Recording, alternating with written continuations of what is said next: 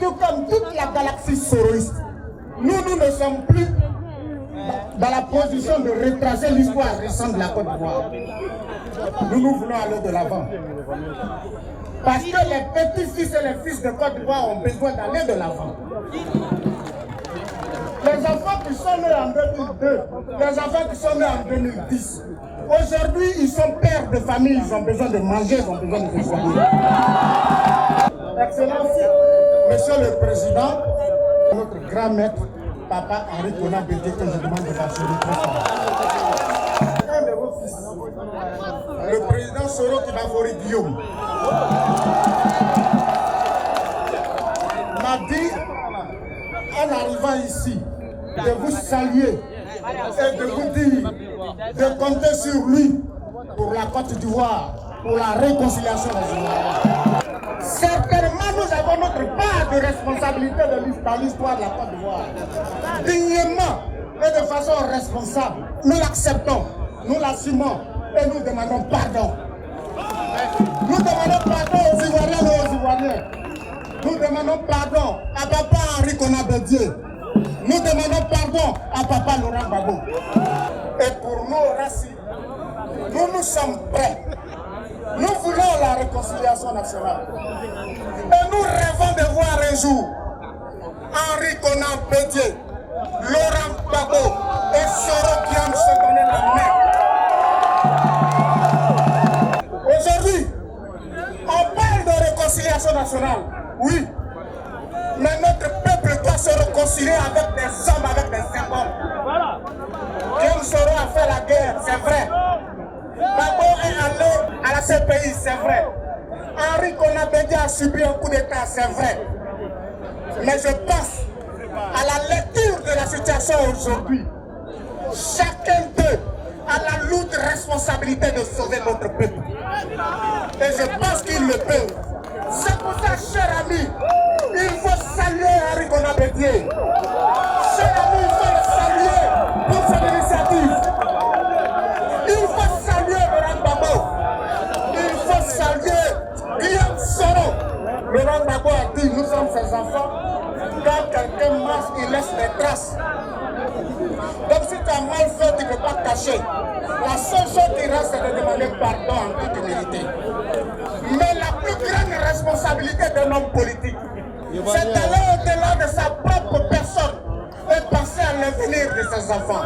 C'est ce à quoi je suis venu vous inviter. Je vous remercie. Président Bédié, merci, mille fois merci pour la trajectoire de la réconciliation et de la paix que vous avez accepté de tracer avec le président Laurent Gbagbo, dont vous n'avez jamais cessé de réclamer, et vous venez de le faire tout à l'heure, le retour parmi nous en Côte d'Ivoire. Saluer et encourager personnellement un homme dont le courage et la détermination ne sont plus à démontrer et qui s'est investi corps et âme dans ce rapprochement entre le PDCI, RDA et le FPI. Je vais parler du professeur Maurice Kamto. Il s'agit en effet d'abord et avant tout de sauver la Côte d'Ivoire du chaos dans lequel les gouvernants actuels veulent nous enfermer. Oui, c'est pourquoi du haut de cette tribune, je voudrais réitérer l'appel du Front populaire ivoirien à tous ceux qui hésitent encore à nous rejoindre dans cette bataille pour la réconciliation et pour le retour du président Laurent Gbagbo. Afin que nous dessinions ensemble les contours d'une nouvelle Côte d'Ivoire, le pays de la vraie fraternité. Hier, nous étions ensemble au parc des sports à Treichville, à quelques encablures de l'Étoile du Sud, où le président Félix Houphouët-Boigny a jeté les bases de ce grand parti qu'est le PDCI-RDA. Mais où aussi, on peut dire, a pris naissance, le départ de ce grand rassemblement qu'est le RDA, Mouvement d'émancipation des peuples africains, qui nous a donné des grands leaders comme le président Sékou Touré de Guinée, le président Modibo Keïta du Mali, le président Oumobé du Cameroun. Oui, le président Houphouët-Boigny est un grand visionnaire. Aujourd'hui, nous voici sur la terre natale du premier président de la Côte d'Ivoire pour un hommage à la mémoire de ce grand homme de paix dont je voudrais saluer l'anniversaire de sa naissance. Le Front populaire ivoirien est venu apporter son soutien à la célébration de la paix dont les Ivoiriens ont vraiment soif. La paix, par la vraie réconciliation nationale, est devenue aujourd'hui pour notre pays ce qu'est l'oxygène au corps humain. Il nous faut l'obtenir pour notre survie collective, mais pour la stabilité de la Côte d'Ivoire, notre patrimoine commun. Nous devons obtenir la paix par la réconciliation pour mettre la Côte d'Ivoire à l'abri des coups d'État et des rébellions qui endeuillent inutilement des milliers de familles ivoiriennes. Nous devons obtenir la paix pour épargner à la Côte d'Ivoire des pratiques antidémocratiques qui se traduisent chaque jour par la traque et l'emprisonnement tous azimuts des opposants, par des chantages et autres intimidations exercées sur les cadres de l'opposition, par le rattrapage ethnique, véritable poison inoculé dans la société ivoirienne. Nous devons obtenir la paix par la réconciliation nationale pour mettre définitivement un terme au phénomène des microbes, des nyambros, des dozos qui polluent la vie des Ivoiriens du fait de l'insécurité permanente qu'ils créent. Nous devons obtenir la paix par la réconciliation nationale pour garantir à notre pays un cadre de fonctionnement démocratique de nos institutions républicaines qui doivent être au service de tous les Ivoiriens et non à la solde des groupements politiques d'un clan au pouvoir. Oui, nous devons obtenir la paix par la réconciliation nationale pour éviter à notre cher pays la corruption généralisée et le détournement des deniers publics dont les conséquences visibles sont la dégradation continuelle des infrastructures routières, scolaires, sanitaires et économiques. Nous devons obtenir la paix par la réconciliation nationale pour éviter à nos jeunes qui, fuyant la misère dans leur pays, s'engagent dans l'immigration clandestine où ils meurent par centaines de milliers dans la Méditerranée et dans les déserts africains. Rassemblés ce jour pour un hommage appuyé au président fondateur de notre parti, PDCI-RDA, parti bâtisseur de la Côte d'Ivoire moderne, j'ai l'agréable plaisir de vous saluer et de saluer votre présence qui rehausse l'éclat de notre manifestation. Monsieur le Président, lors du bureau politique du 27 juin 2019, vous nous aviez instruit à l'effet d'exécuter sans délai des diligences internes pour la remobilisation et la redynamisation du parti, qu'externe pour la consolidation de notre coopération avec les partis politiques de l'opposition à travers la mise en place d'une plateforme non idéologique des partis politiques et le renforcement des liens avec les plateformes partenaires. Après 4 mois d'activité, des membres de la direction du parti, des délégués départementaux et communaux et de tous les responsables de base, nous voici ce samedi 19 octobre 2019 à Yamoussoukro pour vous présenter, Monsieur le Président, la masse des valeureux militants et militants du PDCI-RDA revigorés, déterminés, accourus de tous les hameaux, villages et villes de Côte d'Ivoire.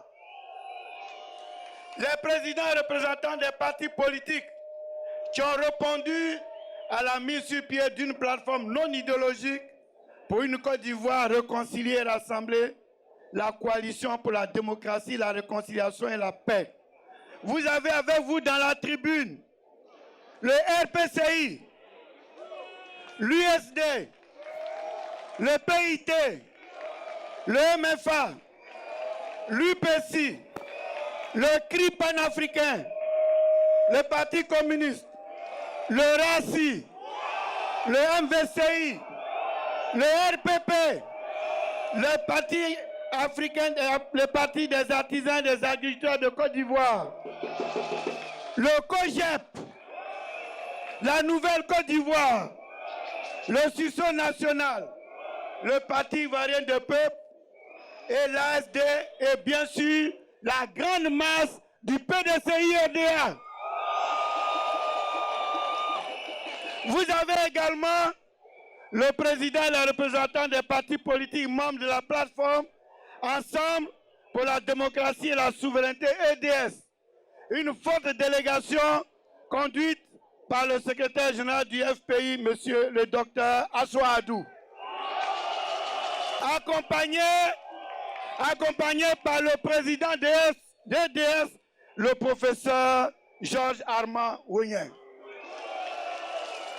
C'est avec cette plateforme que nous sommes en train de mener le combat d'une commission électorale indépendante, réformée et consensuelle. Monsieur le Président, toutes les diligences que vous nous avez assignées ont été réalisées.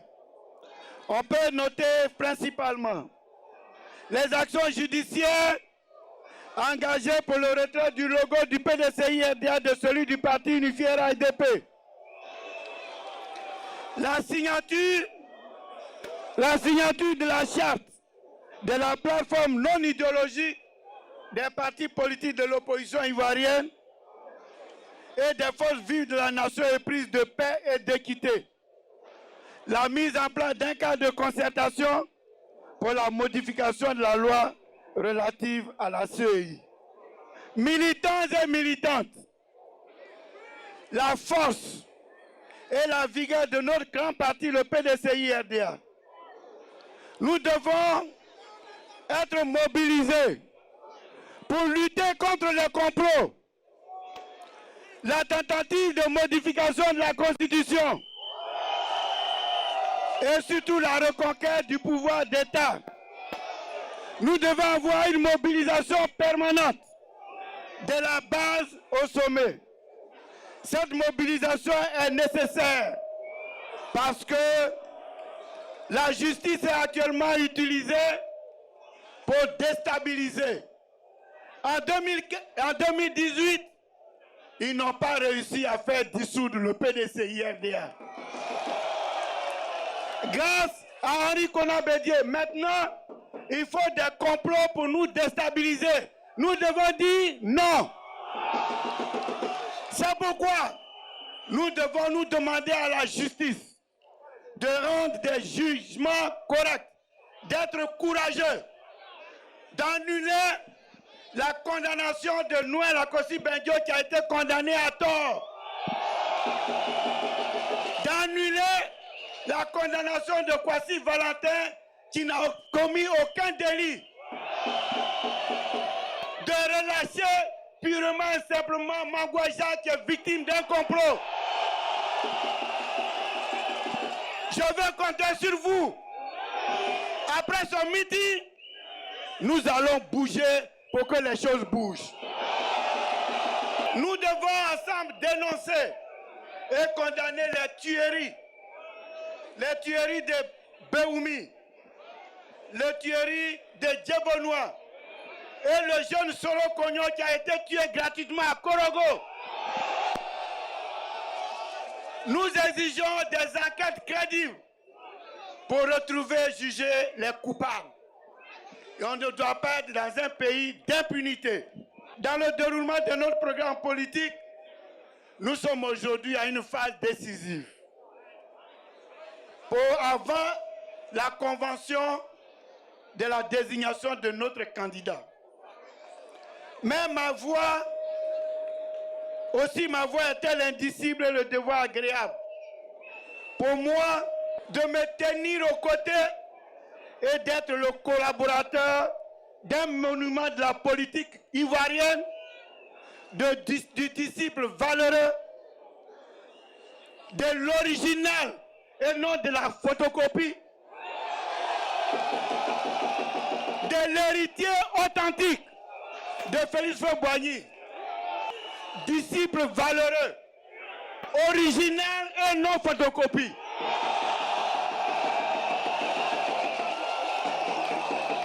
Héritier authentique de Félix Houphouët-Boigny et non une parenthèse. J'ai nommé son Excellence Henri Konan Bédié. Henri Konan Bédié, le légataire du testament politique et le dépositaire légitime de l'héritier du cerveau politique de premier ordre, Félix Houphouët-Boigny, le père de la nation ivoirienne. Pour nous, le président Henri Konan Bédié est une somme d'expérience et de sagesse. Ayant gravi tous les échelons, brillant étudiant, diplomate, ministre, élu local, parlementaire et chef d'État. Il fut, pour les jeunes d'entre nous, je vais vous dire quelque chose, il fut le premier qui a inauguré le discours de clôture du PDCI-RDA confié aux jeunes. Il a prononcé le discours en 1965. Après lui, on a donné à Koto Yao. Après à Koto, on a donné à Djedje Madi. Après Djedje Madi, on a donné à Veille Bernard. Après Veille Bernard, on a donné à Yapo Valéry. Voilà la tradition du PDCI-RDA. Pas de conflit avec des générations, mais des générations interpénétrées. Il y a 25 ans que le président Henri Konan Bédié est président du PDCI-RDA. C'est une personnalité qui occupe la scène politique depuis 1959 à nos jours. Il est au service de la Côte d'Ivoire et du PDCI-RDA depuis 60 ans. Il fut et demeure un acteur déterminant de notre histoire. Henri Konan Bédié est une figure politique incontournable. Comme en témoigne son parcours exceptionnel de haut cadre technocrate accompli, d'homme politique averti. Syndicaliste, étudiantin chevronné, il a toujours su prendre la défense de la cause de ses semblables. En parcourant le livre de la vie d'Henri Konan Bédié, on se rend compte qu'il est également un homme du pays rural. Il est planteur et exploitant agricole, attaché à la terre comme Félix Houphouët-Boigny, et on dit bon sang ne saurait mentir. Tu entends Chêne Pack, voici le patron de Chêne Pack. Donc le président Bédié est connu de toutes les générations. Homme de paix. Et ce malgré un coup d'État qui malheureusement a mis fin à son programme d'affranchissement de notre pays du poids de la dette, il revint d'exil régénéré par l'adversité pour reprendre sa place dans une Côte d'Ivoire en proie à la guerre et aux crises successives, résultant chaque fois de la rupture de la légalité constitutionnelle. Aujourd'hui, il y en a qui sont surpris. Mais Henri Konan Bédié est un homme de réconciliation vrai. Henri Konan Bédié a su faire montre de sa fibre patriotique et de la statut d'homme d'État, non seulement en participant à toutes les actions entreprises dans le cadre de la recherche de la paix, mais surtout en jouant un rôle déterminant de Marcoussis à Ouagadougou, en passant par Accra et Pretoria. Arrivé à Marcoussis, les gens ont dit, après la rébellion, on va refaire des élections anticipées. Le président Bédié a levé la main. Il a dit, Gbagbo a été élu. Un coup d'État a été tenté, ça n'a pas réussi. Gbagbo doit continuer son mandat jusqu'à la fin parce que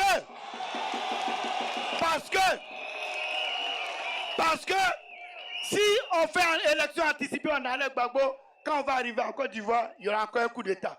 Donc, vous, peuple de Côte d'Ivoire, si après Marcoussi, Gbagbo est revenu et puis il est devenu président, c'est grâce à cet homme, Henri Konan Bédié.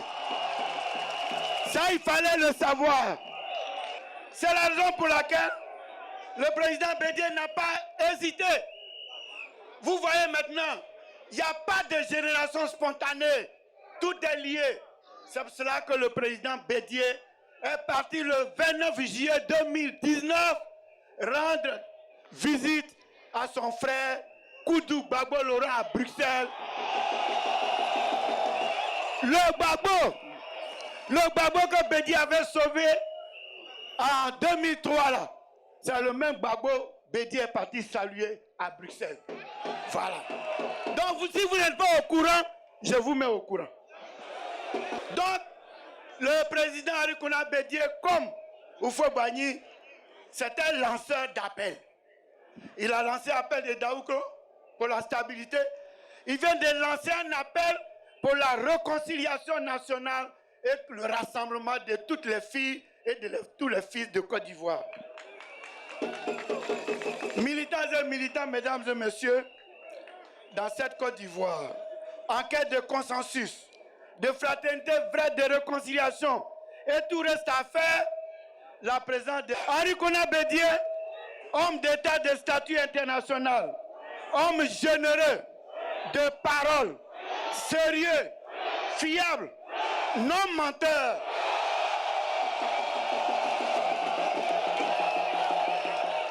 Non menteur de sacrifice est une raison d'espérer dans des lendemains meilleurs.